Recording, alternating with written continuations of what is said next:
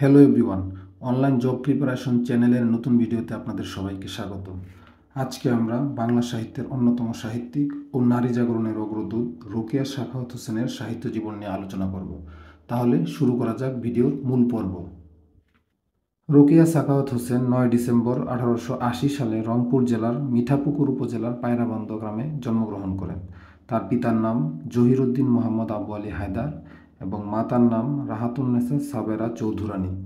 তিনি 1898 সালে সৈয়দ সাখাওয়াত হোসেনের সাথে বিবাহ বন্ধনে আবদ্ধ হন।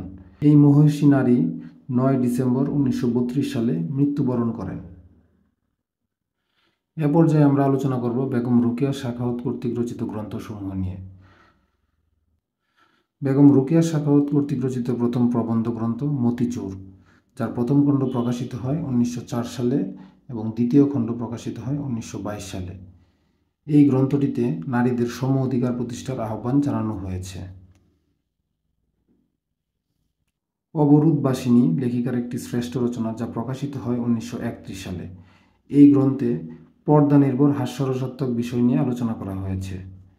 চাষার দুঃখ, এতে কৃষকদের বঞ্চনার কথা বলা হয়েছে। এই হলো বেগম রোকেয়া সাখাওয়াত কর্তৃক রচিত 3টি প্রবন্ধ গ্রন্থ।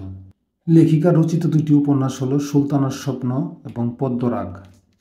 সুলতানার স্বপ্ন ইংরেজিতে রচিত একটি উপন্যাস, যা প্রকাশিত হয় 1905 সালে। এটি নারীবাদী বিজ্ঞান কল্পকাহিনী নিয়ে রচিত।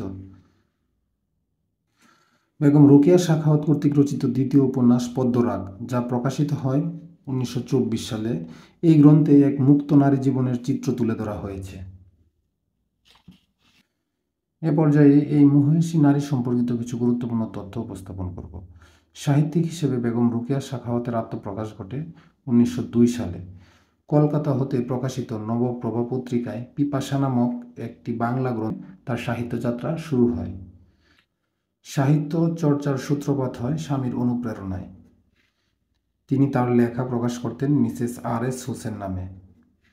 সুলতানাস ড্রিম প্রকাশিত হয় নবনূর সওগাত মোহাম্মদী পত্রিকায়।